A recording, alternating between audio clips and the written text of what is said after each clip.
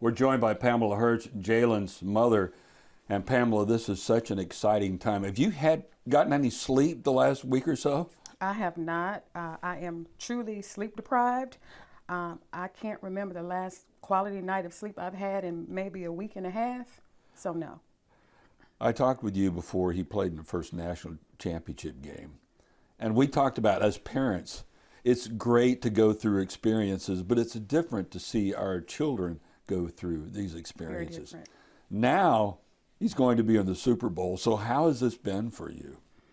I would say it's a 30 for 30 movement. It's going to be a movie. At times I feel like it's unreal, but then again, it is real because a family friend, Miss Alice Hall, rest her soul, she prophesied this long ago. Jalen was maybe 5th grade or 6th grade. And she said, baby, your oldest son, he's going to do some great things, but the baby, he's going all the way, and he's playing in the NFL. So fast forward to now, I've always believed in my heart that it was going to happen. So to live it and to actually see it come to pass, I can't put that into words. I can't. Ooh. Did Jalen know? Has Jalen known about that the whole time? Yes. And she lived to see it happen. I had him autograph her a big photo of him, and it just made her day. I was so glad she lived to see it pass. Oh my goodness! And this was her dearly. This was a friend of yours, an aunt. She worked for my dad, and we became really, really good friends. Oh my gosh! I'd love to see that picture. I have to get in touch with her daughter. Oh my goodness! Oh, that is. It's heartwarming. Oh my goodness! I mean, it's destiny. It's destiny. Oh my goodness! Well, let's go back to the NFC Championship game. What a thrill in Philadelphia! I mean, tell me what a high you were on. Down the stretch, you saw that Philadelphia was clearly winning this game. Well, what was that experience like? Well, the first deep pass, we knew it. We all jumped up with excitement, screaming and hollering. And at that moment, we knew it. Because, again, for some reason, people always underestimate Jalen. Always. But I will never bet against him. He's a winner. Well, that's what I wanted to ask about first, because Patrick Mahomes is the perennial Super Bowl quarterback. Yes. And everyone expects him to have a great game. They do not have great expectations on your son, but you know how he comes through in the clutch. Well, Jalen has a lot of little anecdotes, and one of my favorites is everyone's opinions don't deposit at the bank, and that's true. Everybody has an opinion, but opinion is just that. I speak in facts, and I've seen nothing but him produce. Every time he sets foot on the field, he's breaking some kind of record. It is what it is. It's not boasting, it's not bragging, but I mean, it's factual. Yeah. It's not an opinion. The thing about Jalen is he always figures out a way. Always. That's what I was saying on the air on Sunday night. Okay, Patrick Mahomes, okay, look at his stats. Okay, he's better with all that. But Jalen always finds a way. In spite of every obstacle, every challenge, every naysayer, injuries. Nobody is in perfect health at this time of the year.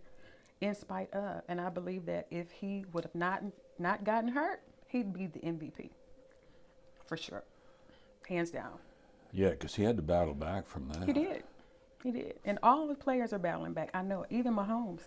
That game he played against, who was that he played against? I forget. They won. First game back? With the leg injury. Oh, yeah, okay. The last game. I forgot who the opponent was. I don't know, but was it I can't think off the top of my head. Yeah. But he's battle tested. Yeah, he's deserving of it too. But yeah, and they were 0-2, by the way, yeah, when he was out. Yeah. they're yeah, pretty. Because it's the system. It's the system. You can plug and play any quarterback in the system, but when he's out, they lose.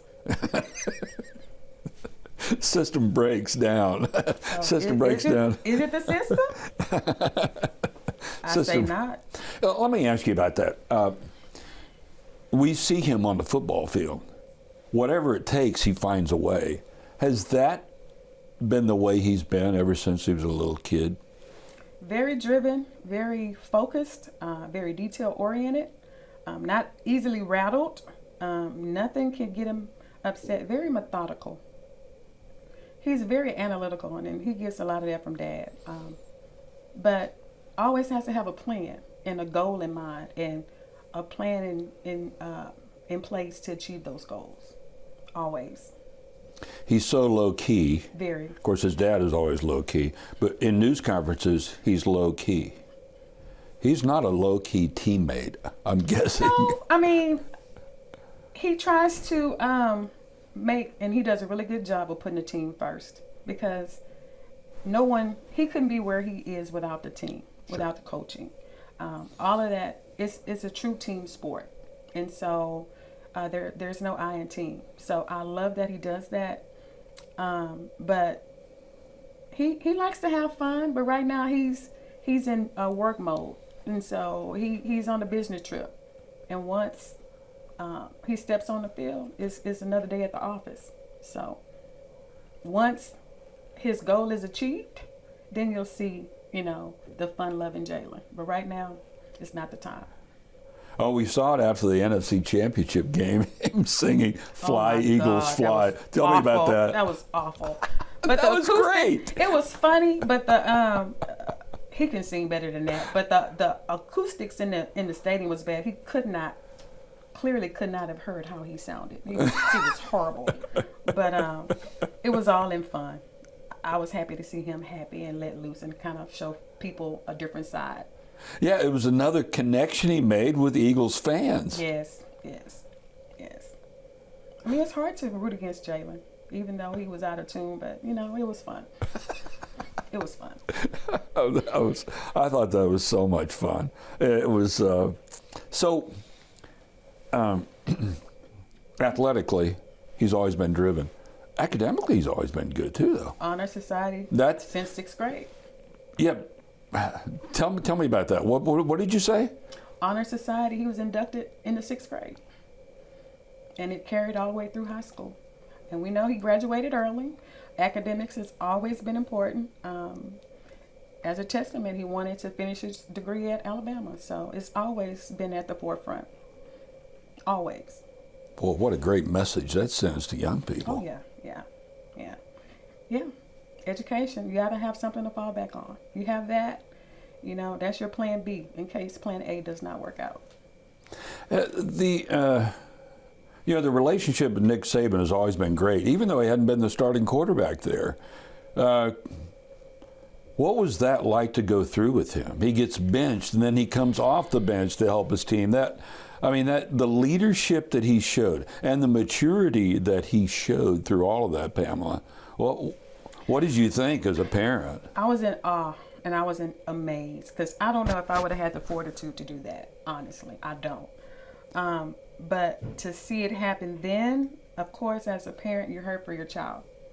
All the work that he put in to get to that point for that to happen, but realistically, it's about winning, and he was not getting the job done at the time. And so when the change was made, we were all crushed, of course. So we were just there for him after, to be with him, support him, keep him, encourage him, and let him know that this is just temporary. You're going through this. You're not going to always be here. You're not stuck. So let's just keep working. Let's keep fighting. Let's keep getting better. And you can't give up, because you're not a quitter. It's not in your DNA. So going through that was a really tough time for everybody. As a backup, to be honest, he was the most popular quarterback on the roster as a backup. When he got the standing ovation on the 4th game, everybody knew that he was going to stay and lose a year of eligibility. That was amazing. He got a standing ovation at the stadium, and so he's well loved, revered in Alabama. I think he will always be a legend in Alabama. And then for him to come back and win the national championship in that same stadium in which he was benched, that was like redemption. It's a movie. I mean, you couldn't write a better story. The tears that were shed. Oh my God. Sadness. Joy.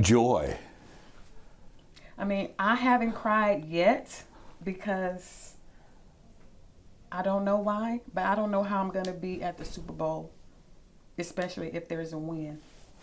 Or when we win, I'm sorry, when we win. I don't know how I'm going to be. I don't know. I can't tell you. But I'm excited for him. I'm happy for him. I know what it took to get here. We're with him the whole entire way. And it's just amazing. It's amazing. It is amazing. Give us a quick scouting report because you've been around football a long time. What do you think it's going to take to beat the Chiefs? The pass rush, we got to get at Mahomes. I know he can get the ball out quick. Pass rush. Stop the run and stop Mahomes. You didn't mention your son in the offense. We stop that. We do that. We got it. We do that. We got it. There's a lot of ways. We've proven that we can win in many different ways. So whichever way you want to pick, we just need to win.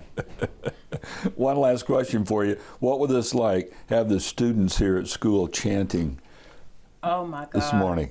They're really getting into it. We had Spirit Week all week this week. If you ride around the district, you'll see on the marquees, Fly Eagles Fly, Good Luck. And then the kids took it upon themselves to do the chant. It's great. I just feel supported and loved. Well, you are. Thank you. And all the best in Arizona. Thank you. Pamela Hurts is joining us, and thanks for joining us right here on KHOU 11+. Thank you for having me.